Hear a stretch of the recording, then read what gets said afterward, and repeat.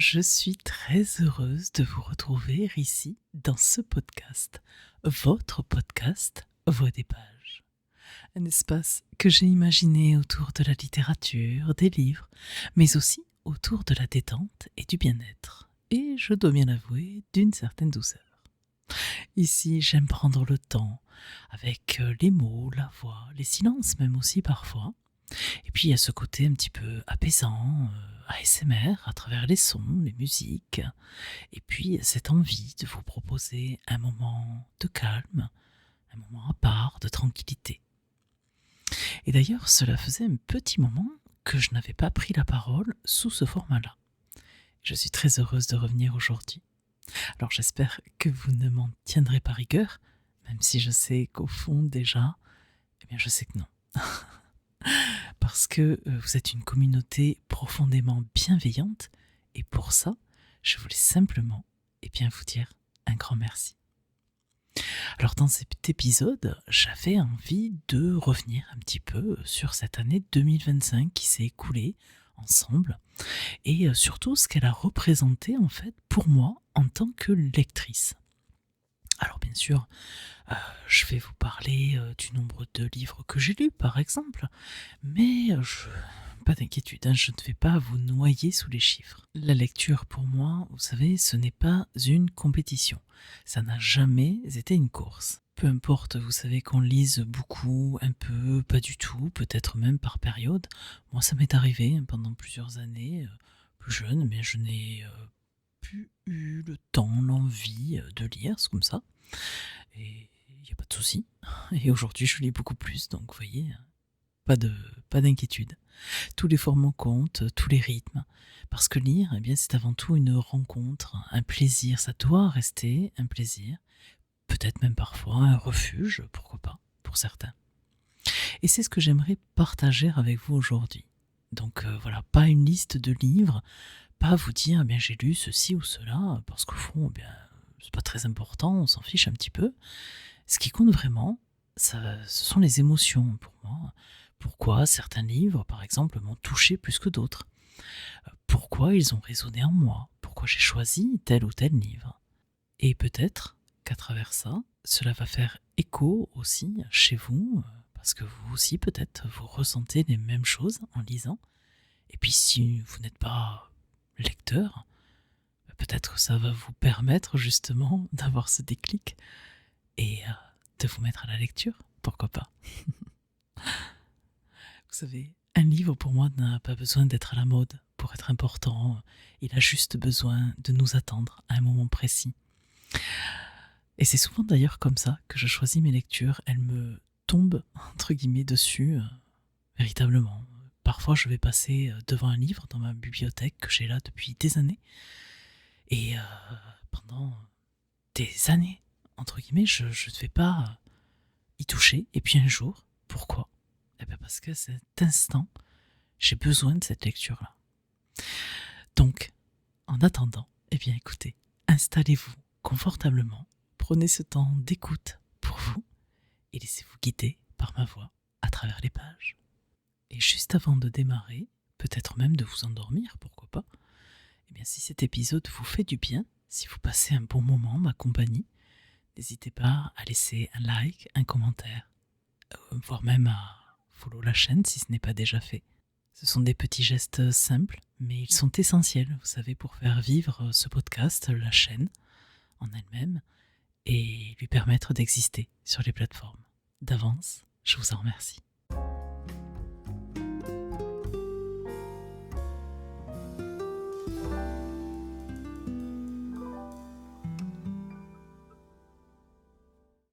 Alors avant d'aller plus loin, j'avais quand même envie de commencer par un nombre. Un nombre qui, jusqu'à présent en fait, n'avait pas vraiment compté pour moi. Ce nombre, c'est 132. En 2025, j'ai lu 132 livres. Alors c'est quelque chose que vraiment avant, je ne relevais pas. Parce que je n'ai jamais eu d'objectif de lecture, que ça soit la semaine, au mois, l'année. Non, je ne fonctionne absolument pas comme ça. pour moi, les nombres, les chiffres, tout ça, les statistiques, eh bien, très honnêtement, ça a plutôt tendance à me mettre la pression qu'autre chose. Alors je sais que certaines personnes suivent leur lecture, se fixent des objectifs, comptent les pages, les livres, tout ça, et c'est très important pour eux, et c'est très bien. Mais de mon côté, moi j'ai toujours préféré me laisser un petit peu porter comme ça. Donc si je lis un livre dans le mois, c'est très bien. Si un autre mois je lis beaucoup plus, c'est pas prémédité en fait. Donc c'est ok. Pour moi, c'est aléatoire. Si je vous parle de ce nombre aujourd'hui, c'est parce que depuis mon retour sur les plateformes, et avec ce virage un petit peu plus littéraire, eh bien je me suis inscrite sur Babelio. Et sur ce site, sur Babelio, aussi de critiques littéraires, eh bien il propose du coup énormément de statistiques. Bon, moi je n'en retiens qu'une seule, ça va être celle-ci, le nombre de livres lus sur l'année. Parce que je sais que vous aimez ça. Vous aimez savoir combien de livres j'ai lus, combien de pages cela représente, et surtout combien de temps je consacre à la lecture. Parce que très souvent, ça suscite des réactions du type Mais comment tu fais? Tu passes ta vie à lire. Et d'ailleurs, eh bien, c'est un sujet que j'ai remarqué qui revient énormément sur l'ensemble des réseaux et qui même parfois fait très très polémique. Alors, moi je tiens à le dire tout de suite, ce nombre, ce n'est pas un objectif ni un modèle. Pour moi, il n'y a absolument aucune attente à lire autant. Lire moins, lire différemment, lire par période, encore une fois, pour moi, tout est légitime. Et si j'ai un peu plus lu cette année, c'est aussi parce que la lecture fait désormais partie de mon activité professionnelle. Donc je vous présente régulièrement des œuvres, alors parfois courtes, ça c'est tous les lundis, ça va être du type BD, manga, poésie, et puis parfois un peu plus longue, et là c'est une œuvre du coup que je porte sur le mois, ça va être des romans, des guides pratiques, etc. Alors forcément, ça modifie mon rythme de lecture. Mais encore une fois, ici, ce n'est pas une question de quantité, mais vraiment une question de plaisir, d'envie, de disponibilité. Et puis c'est surtout un espace aussi bienveillant, un espace où l'on partage, bien entendu, autour du livre, mais pas seulement. Parce que sur mes plateformes, eh bien, on n'a pas besoin, encore une fois, je vous le redis, mais j'insiste sur ce fait, on n'a pas besoin d'être un grand lecteur pour venir. Simplement, écouter, regarder et se détendre. Parce que, pour moi, le livre, alors effectivement, on le lit, on est d'accord, c'est sa première fonction, mais pas seulement. Ça a aussi une place très particulière dans l'univers sonore, olfactif aussi, le bruit des pages, les couvertures, les textures, l'odeur à chaque fois qu'on ouvre un livre. Alors c'est vrai que moi je suis pas trop numérique, donc je suis encore la vieille école. J'aime bien voilà, sentir, toucher, regarder tous les livres que j'ai dans ma bibliothèque. Et donc ça, je sais que beaucoup de personnes y sont sensibles aussi, même sans lire forcément beaucoup. Mais peut-être que la question essentielle, me direz-vous, c'est finalement de savoir pourquoi je lis. Pourquoi est-ce que je prends ce temps de lecture et que je ne fais pas du coup autre chose? Parce qu'il faut faire des choix, forcément. Soit on lit, soit on fait autre chose. Donc pourquoi est-ce que je prends ce temps de lecture et pourquoi ça me motive autant? Pourquoi ça m'anime autant? Et c'est ce qu'on va voir tout de suite.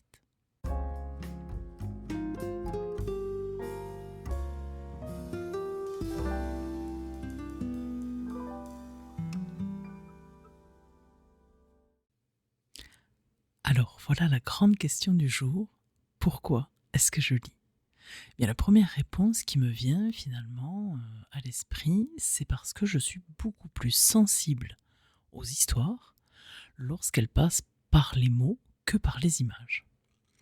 En effet, un livre me touche beaucoup plus profondément qu'un film ou qu'une série, de la vidéo, on va dire. Parce que dans un livre, en fait, tout est expliqué, posé, raconté. Voilà, les émotions des personnages, notamment, sont décrites, pensées, voilà, formulées, noir sur blanc. Alors qu'un film, eh bien, cela repose énormément sur le non-dit, sur les expressions du visage, sur ce que l'on est censé ressentir, sans que ce soit eh bien forcément écrit, verbalisé, quoi. Et pour moi, eh bien en fait, cette lecture-là n'est pas toujours évidente. Identifier, les émotions des autres, le lire sur les visages, les interpréter correctement, c'est vraiment quelque chose qui peut être compliqué pour moi et pas forcément que dans un livre ou un film, hein, ça fait partie de ma vie au quotidien, réel. Heu, je m'en rendais pas forcément compte, hein. Je vous disais toujours que, je préférais un livre au film, mais voilà, je j'avais pas vraiment mis le doigt dessus, correctement. Et en fait, c'est en regardant une vidéo, d'ailleurs pour le coup, c'est marrant, mais qui, en fait, est venue mettre des mots très justes sur ce que je vivais, sur, du coup, cette difficulté que j'avais dans mon quotidien. Et là, eh bien, tout a fait sens, tout s'est éclairé, voilà, en moi. Donc, en fait, dans un livre, eh bien, je comprends, je ressens et je vis pleinement l'histoire. Et donc, un livre peut me faire pleurer, rire, me mettre en colère, m'émouvoir profondément. Il va véritablement me traverser, il va s'imprimer en moi, se graver. Alors que dans un film, eh bien souvent, ça va me glisser un peu plus dessus, ça va me passer au-dessus. Alors j'apprécie en fait un moment de film, de vidéo, c'est sympa aussi, hein, je dis pas le contraire. Mais souvent, j'ai un peu de mal à la compréhension du coup, ou ça va me toucher beaucoup moins que ce que ça pourrait le faire chez quelqu'un d'autre. Et puis surtout aussi, je vais l'oublier très très vite. Alors qu'un livre, eh bien même des années plus tard, il va, garder en fait, il va me laisser une trace en moi. Il est comme un petit peu gravé quoi, en fait. Et ça, du coup, j'apprécie beaucoup plus, du coup, le fait de lire, quoi. La deuxième raison pour laquelle je lis, beaucoup, aujourd'hui, eh bien, c'est lié à mon parcours de vie. Parce qu'il y a une période, où je vous disais, tout à l'heure dans l'introduction, où je ne lisais, en fait, presque plus, voire, même pas du tout, hein, pendant un moment. Alors ça, c'est du fait parce que j'étais très prise par mon travail. J'avais plusieurs emplois à l'époque et donc un quotidien assez intense. J'adorais ce que je faisais, j'étais vraiment à fond, et puis, du coup, les livres avaient un petit peu disparu, au fil de mes journées, parce que, quand j'arrivais, finalement, le soir chez moi, j'avais plus trop le temps, l'envie, j'avais la fatigue, hein, bien sûr, de la journée et cetera et puis, je ne m'arrêtais jamais, parce que, j'avais une activité aussi, assez, de week-end et saisonnière. Donc du coup, bien ça pouvait arriver que je n'ai volontairement, hein, bien sûr, hein, je il y a pas de souci, hein, mais je n'avais en fait pas de jour de congé. Voilà, j'allais bosser le week-end, la semaine et cetera. Parfois, j'ai souvent même, donné mes congés, voilà, à l'entreprise. C'était comme ça parce que j'adorais vraiment, je kiffais, véritablement ce que je faisais. Donc du coup, dans cette période, c'est vrai que la lecture, est passée en second plan. C'est comme ça. Et puis bon, aujourd'hui, eh bien, la vie, elle a changé. Et c'est ma troisième raison, pourquoi je lis plus aujourd'hui. Ce sont pour des raisons aussi également de santé aujourd'hui, liées à mes allergies qui sont très rares, très lourdes, et dont d'ailleurs j'ai dû faire une pause pour ceux qui me suivent et qui me connaissent. Donc aujourd'hui, je suis beaucoup plus isolée aussi que je l'étais auparavant. Parce que ce sont des allergies qui m'empêchent de vivre normalement, on va dire. Ça m'empêche de sortir, de rencontrer des gens, voilà, de vivre, on va dire, pleinement, normalement. Encore une fois, j'ai que ce mot normalement. Et donc, la lecture, finalement, elle est revenue comme une évidence. C'est comme un refuge, un espace où, à travers les histoires, je peux encore un petit peu m'évader, voyager, ressentir plein d'émotions, et cetera, rencontrer plein de gens, plein de personnages différents, et cetera. Donc encore une fois, à travers les livres, je vis toutes ces histoires, je découvre, et puis grâce au réseau, voilà, je lis tout ça, et pour ça que j'ai pris aussi ce virage, ce tournant. Je vous parle vraiment à cœur ouvert là. Eh bien, je vous partage toutes ces aventures, toutes mes émotions, mon ressenti. Et finalement, eh bien, la lecture ne m'isole plus. Elle m'ouvre au contraire, grâce au réseau, grâce à Internet, grâce aux plateformes, etc. Un lien social. Et c'est pour ça aussi que j'aime beaucoup lire, que j'aime les livres. La littérature, en fait, c'est infini. Il y en a pour tous les goûts, toutes les sensibilités. Puis il faut se dire aussi qu'il y a une réalité toute simple. Nous faisons, comme je le disais encore aussi tout à l'heure, nous faisons des choix en fait, dans la façon où nous occupons notre temps. Donc certains vont faire beaucoup de sport, d'autres cuisinent, cousent, je sais pas, jouent, passent du temps sur les réseaux, regardent la télé, etc. Ben moi, je lis. Donc imaginez-vous, vous passez 1 heure à scroller sur les réseaux, finalement ça passe hyper vite, on est d'accord. Prenez cette heure-là, moi je ne fais pas ça, et je lis pendant 1 heure. Ou vous regardez tous les soirs un film en rentrant de votre boulot, voilà, que sais-je, et moi je vais passer ce moment-là à lire. Donc au final, 1 heure plus 1 heure plus 1 heure, ça représente, mine de rien.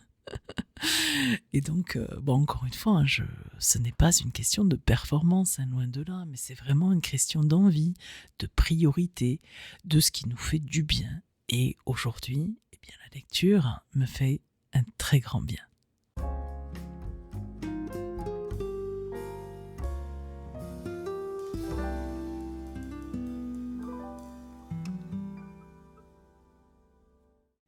Tout au long de l'année, je vous ai donc partagé énormément de lectures, que ça soit des guides pratiques, des romans, des bandes dessinées ou bien encore des mangas, avec peut-être une sensibilité un peu plus tournée vers tout de même la littérature française, mais pas uniquement, parce que j'aime vraiment lire de tout et j'aime beaucoup découvrir aussi.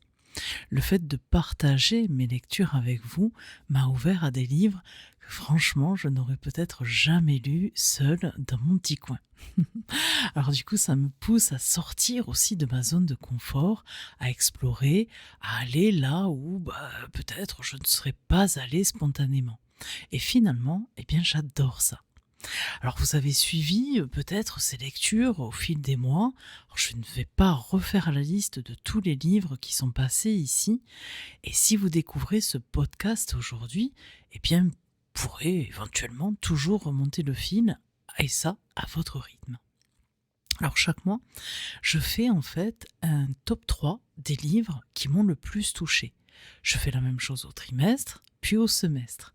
Et cette fois-ci, c'est la première année, depuis mon retour sur les réseaux, que j'ai une année complète de lecture. J'ai repris tous ces podiums et j'ai été extrêmement surprise parce que finalement, mes 3 lectures les plus marquantes de l'année sont 3 bandes dessinées. Donc j'avais vraiment pas anticipé ça, mais en y repensant, c'est pas complètement fou non plus. Je vais rentrer un petit peu plus en détail sur chacun des podiums parce que j'aimerais vous expliquer justement pourquoi ils se retrouvent sur ce top final.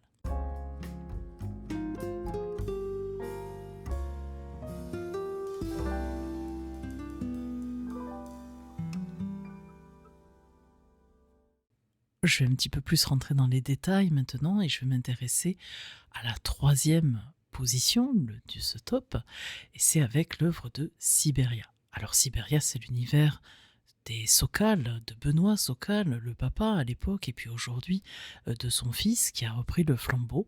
Et c'est un univers que j'adore depuis très longtemps, puisque ça a commencé en fait, toute cette histoire, avec le jeu vidéo La Merzone, et puis est venu Sibéria, voilà. Donc ce sont des jeux en fait point and click, qui étaient peut-être un petit peu plus à la mode il y a quelques années, mais que moi j'aime particulièrement parce que ça reste des jeux très calmes, très... où il faut chercher, où il y a vraiment une histoire, etc. Et je trouve que les thèmes sont très très forts chez les Sokal. Et comme j'aime collectionner les choses, et qu'il y avait des livres qui se reportaient aux jeux vidéo, eh bien je les ai achetés, tout simplement. Alors ici, on est sur un premier tome qui s'intitule Hans. Il y a en principe un deuxième tome, mais qui n'est pas paru en France, qu'on peut retrouver en anglais uniquement.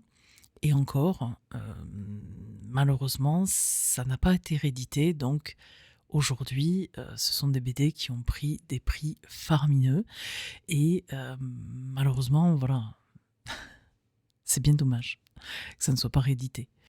Je vous explique malgré tout ce qu'on peut y trouver dedans comme histoire. Alors on va y suivre Kate Walker. C'est une héroïne à milieu des archétypes habituels. Une femme discrète, obstinée, intelligente. C'est un petit peu l'anti-Lara Croft, si je devais résumer. D'ailleurs, je n'ai jamais joué, pour la petite anecdote, à Lara Croft, mais j'adore le personnage de Kate Walker. Alors Kate, elle arrive à Valadilen pour régler une succession, mais malheureusement, eh bien, la personne qu'elle devait rencontrer est décédée. Mais il reste un héritier, Hans Vorarlberg. Alors, Kate va partir sur ses traces, et ce qui devait être une simple affaire professionnelle va devenir un véritable voyage, un périple à travers plusieurs pays.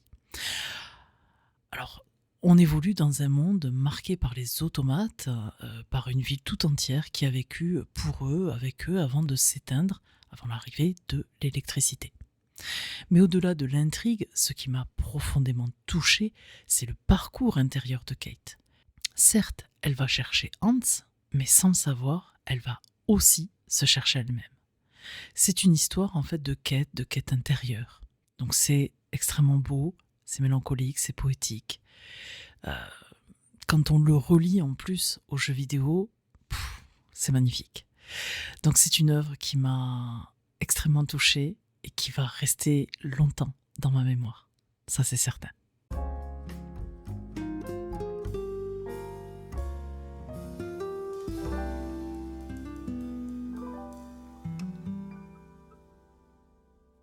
La deuxième œuvre qui m'a profondément marqué et touché, c'est Swamp de Johan Gélouis. Alors là encore, on est sur une bande dessinée magnifique, autant visuellement qu'émotionnellement. Swamp nous plonge dans la Louisiane des années 30, en pleine période de la prohibition dans le bayou. Alors ce qui rend cette œuvre si particulière, c'est le point de vue qu'a choisi l'auteur, celui de deux enfants. On suit Red et Otis, deux garçons que tout oppose. L'un est blanc, l'autre est noir, et ils ne vivent pas exactement dans le même quartier. Ils n'ont pas tout à fait le même milieu social et pourtant ils partagent la même pauvreté. On parle de ségrégation, de racisme, de violence, de mort, sans véritablement le dire. Et ce contraste du coup est bouleversant. Il va y avoir une jeune fille qui va rentrer dans leur vie avec sa maman, qui est une femme, une chanteuse, qui est une femme libre, une femme seule. Alors, il faut se remettre dans le contexte de l'époque, indépendante, qui tient tête aux hommes de la ville. Donc c'est un personnage extraordinairement fort, que j'ai adoré d'ailleurs. En tant que femme peut-être aussi, j'ai un attachement vraiment particulier pour elle. Mais au-delà de ça, vraiment, tous les personnages de Swamp sont remarquablement bien faits et bien écrits. Ils ont une vraie profondeur, un vrai caractère. Visuellement, l'œuvre est sublime. Johan Gélouis travaille à l'aquarelle, donc on a des couleurs, des textures, des ambiances. Franchement, tout nous immerge complètement dans cette époque, donc c'est génial. Moi, ce que j'ai trouvé le plus fort, c'est la manière dont tout est suggéré en fait. Donc il n'y a pas de choses dites frontalement, mais tout est montré par le dessin. Il y a notamment cette scène où les enfants découvrent une capuche en fait du Ku Klux Klan, mais rien n'est expliqué. Pourtant, tout est là. Swamp, c'est ça aussi. Ça raconte en fait la perte de l'innocence, cet instant de bascule entre l'enfance et l'adulte, ou du moins l'adolescence, où l'on comprend le monde qui nous entoure peut-être un petit peu mieux. Et c'est ça l'histoire l'histoire se déroule en fait le temps d'un été, un été où bien on grandit peut-être parfois un peu trop vite. Donc c'est une œuvre grave, importante, mais racontée avec tellement de délicatesse. Ah, franchement, mais lisez ce livre. Franchement, je n'ai rien du tout. Je veux dire, j'ai pas d'action ni rien. Mais franchement, je ne peux que vous la recommander parce que tellement qu'elle m'a marqué, tellement que ce livre, cette histoire, c'est beau. Voilà, tout simplement.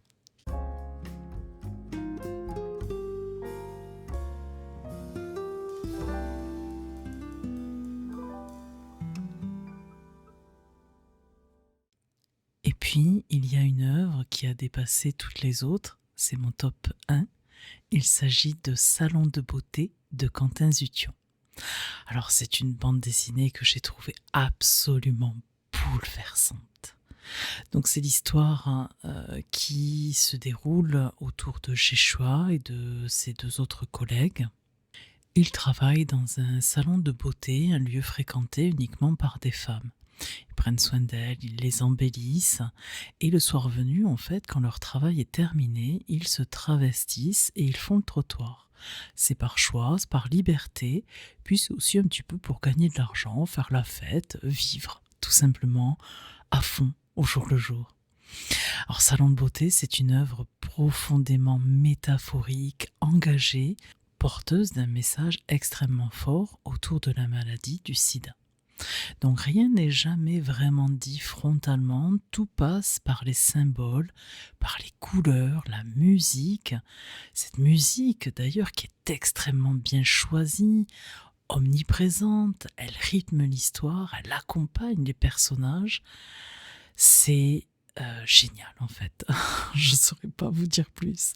Alors au début tout est léger, c'est très coloré, c'est très vivant. Et puis peu à peu, eh bien, tout bascule, la maladie s'installe dans la communauté, les personnages tombent malades et meurent. Alors il y a aussi un symbole qui est magnifique et terrible à la fois, celui des poissons dans l'aquarium. Ils sont très colorés ces poissons et à mesure en fait que la maladie progresse, eh bien les poissons meurent aussi et leur couleur d'écaille eh bien, se retrouve sur la peau des humains, un petit peu comme une marque de la contamination. Donc vraiment dans cette œuvre, mais tout est pensé, rien n'est laissé au hasard. C'est une œuvre à la fois simple dans sa narration et d'une richesse immense. En fait, chaque détail a du sens. Chaque choix est là pour dire quelque chose. Donc moi, ce qui m'a énormément bouleversée, ce sont les dernières pages, avec la musique, les images, ce silence aussi. Enfin, il y a un peu de tout. Moi, je n'ai pas pu retenir mes larmes. Je dis les silences parce qu'il n'y a pas de dialogue à ce moment-là. On entend cette musique comme ça, on ressent. Et donc je vous disais, voilà, je n'ai absolument pas pu retenir mes larmes. C'est tellement beau, c'est triste, c'est fort à la fois. C'est un petit peu tout en même temps. Franchement, c'est une œuvre qui va me marquer, je pense, extrêmement longtemps, qui va m'accompagner. Et c'est tiré en fait d'un roman. Et j'espère pouvoir le lire un jour en tout cas. Voilà. Donc n'hésitez pas encore une fois à vous procurer ce livre et à le lire. C'est extraordinaire.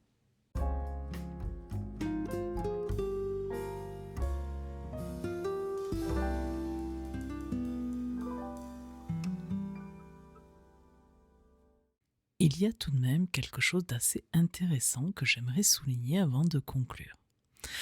Au début de cet épisode, je vous expliquais que j'avais souvent plus de mal avec les films ou les séries, avec l'image en fait en mouvement, la vidéo, le non-dit et les émotions que l'on est censé deviner sur un visage.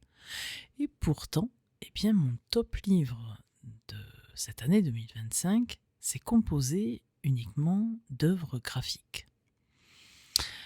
Finalement, ça ne me fait pas la même chose, parce que dans une bande dessinée, l'image en fait est figée. On peut prendre le temps de regarder, on peut s'arrêter sur un regard, une posture, des couleurs. Et puis surtout, il y a le texte aussi, encore une fois, pour accompagner, pour guider, pour expliciter le tout. Il y a en fait cet équilibre entre le dessin et les mots. Et c'est peut-être aussi pour ça que ça fonctionne en fait pour moi. Les couleurs, les compositions, les silences même entre les cases, tout participe finalement à l'émotion sans me la laisser deviner seule. Pour conclure cet épisode, j'avais aussi envie de me projeter vers l'année à venir. J'espère qu'elle va m'apporter encore de très très belles lectures, des œuvres qui vont me toucher, qui vont me bousculer, qui vont me faire réfléchir ou bien rêver. J'espère aussi que cet épisode vous aura peut-être donné envie de découvrir certaines de ces œuvres ou tout simplement de vous replonger dans vos propres coups de cœur. Parce que chacun finalement a ses livres qui le marquent. Ce n'est pas parce que moi j'en ai aimé un que vous l'aimerez aussi. Ce que je trouve formidable en fait avec la lecture sur les réseaux, c'est justement de ne pas rester seul dans son coin, de partager, de pouvoir donner ses ressentis, ses émotions, d'échanger et toujours bien sûr dans la bienveillance. Je suis d'ailleurs toujours à l'écoute de vos recommandations et même si je ne connais pas une œuvre, au contraire, ça me fait plaisir de la découvrir et j'espère d'ailleurs découvrir des pépites encore grâce à vous. Vous pouvez également échanger directement sous ce podcast dans les commentaires, mais aussi sur mon serveur Discord, où il y a déjà plusieurs salons dédiés aux lectures, aux recommandations, aux discussions. Il y a même une boîte à suggestions si vous souhaitez partager quelque chose de plus personnel ou je sais pas, un autre sujet qui vous touche, dont vous avez envie de parler. Et même si le livre reste central ici, mais je ne suis pas fermée aux autres formes d'art, bien au contraire. Les films, les séries, les adaptations, les jeux vidéo, que j'ai longtemps pratiqué et que je considère aussi comme un art à part entière. La peinture, la musique, pourquoi pas. Moi j'aime toucher à tous ces univers. Tout ce qui va raconter en fait une histoire, qui va me provoquer vraiment des sensations, des émotions, tout ça, ça m'intéresse. Merci d'avoir pris ce temps avec moi, merci d'avoir écouté cet épisode Voix des pages. On se retrouve très bientôt pour un nouvel épisode ou une nouvelle vidéo, ici ou ailleurs. Prenez soin de vous en attendant.